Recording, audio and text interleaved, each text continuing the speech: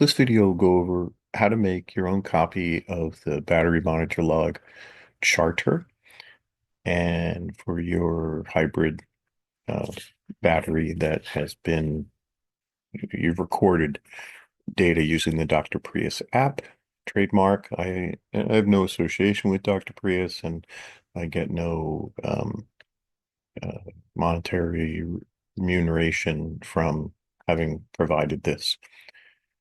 So the first thing to do is to visit the URL for the read-only version. And I'm going to be going over the precautions you should take whenever using a Google Sheet that someone else has provided that has scripts associated with it that you need to give access to your account. So the first thing we do is we're going to make a copy of this. That will be an editable copy. So go to the File menu and click on Make a Copy. You can call it anything you want. For my purposes, I'm just going to use the suggested copy of. And it's showing me right here that there is an attached script file, and it's going to make a copy of it for you as well. And it's going to put it in your My Drive folder. You do, of course, need a Gmail account in order to do this. So I'm going to make a copy. I'm going to go ahead while it's doing that and close the view only one. We won't need it. You may need to do this again in the future if I replace the charter, and you'll go through the same process.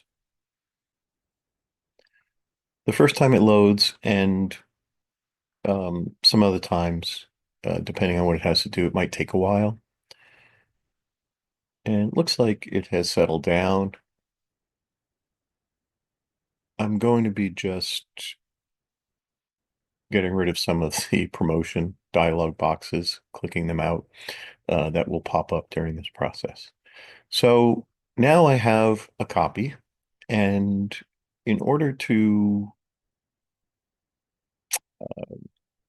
authorize the buttons to work, which allow you to upload your log file into the sheet and to do some quick changes to the toggles, the checkboxes for which blocks are included in the graph for voltage and internal resistance. There's a Google script attached. So I'm going to show you what that script looks like and how you can examine it before authorizing it against your Google account. So I'm going to go to extensions here and app script. And there's one script file and an HTML file that's associated with this. Again, just another promotion help message. So these are the functions that do the different, that are attached to the buttons that perform the different functions, like toggling the checkboxes all opposite of what they are. You can look through here and you can see that these are very simple routines that are just changing the values in this sheet and nothing else. They're not accessing any other files on your Google Drive or sending mail or doing anything nefarious. Uh, you should always do this if you are authorizing a Google script to have access to your account. You can also see that there is a small HTML file here for the prompt that we'll get when we upload the data file. So I'm satisfied looking at that. I'm going to close that, and clicking any of the buttons. So I'm going to click the check all button will start the authorization process for the script. So you can see it's saying running the script, and it should pop up and say, oh, authorization was required. I'm going to click OK. It wants to know what Gmail account I want to use. I'm only logged in with one on this browser. It is the one I want to use. So I click it. Now this is where it gets a little tricky because I'm not part of the Google developer program and using a business account.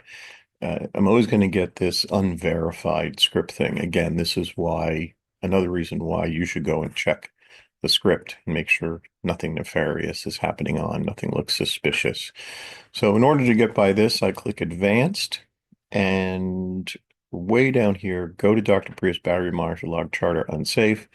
It's only safe because we've gone and looked at the script.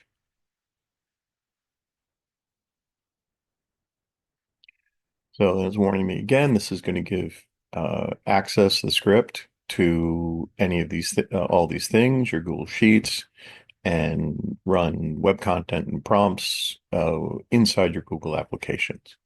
So again, I've checked it, so I'm going to allow it. If you have any concerns about that, don't allow it.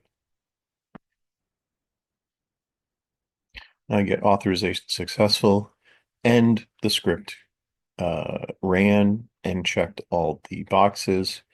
And you only have to do this once for the spreadsheet. If you make a new copy because you lost yours or I release an upgraded version, then you have to do it again. You can see for it to analyze all 14 blocks, it takes a little bit of time. And the reason I provided the checkboxes is because all of the traces for all of the blocks, can be hard to decipher which blocks are which. But you can see right here from the overall display that we definitely have at least one module, this green one, that is spiking up higher in voltage and lower in voltage during process than all of its friends. And if we go down here, you can pretty much say that, oh, yep, that's number 4. And the way you can use this then, and again, it hasn't actually completely finished loading yet. And I can tell that by the blue progress bar up here. Again, this I think has to do with the first run, but I want to uncheck all the boxes now. We'll see if it'll do that before it updates. And you can see that it's unchecked all the boxes. It'll take a couple of seconds for the chart to update. But what I want to do here now is I want to compare just a couple of modules. So let's compare 1 and 2. And I meant blocks. And you can see that those are fairly tight together. Red, which is I think block number 2, is just slightly lower. You can see how closely they are associated with each other. So I'm just going to assume right now that block number 1 is a pretty good baseline for the whole pack. I'm going to turn off 2 and turn off 4, the one that we're suspicious of, and then you can really see the difference. Even in here, you can see the difference where the blue ends, um, even though the red does kind of wash it out. I've also looked at this particular recording already, and I'm not loving block 6. Also, not right on the trace with 1 and block 9, which is actually similar to block 6. So I'm going to be going back into this battery and doing some individual testing of the modules in 4, 6, and 9 and see if I can balance them out better or whether I need to replace them. Lastly, I want to show you how to upload your log file. And again, this is after we've authorized the script.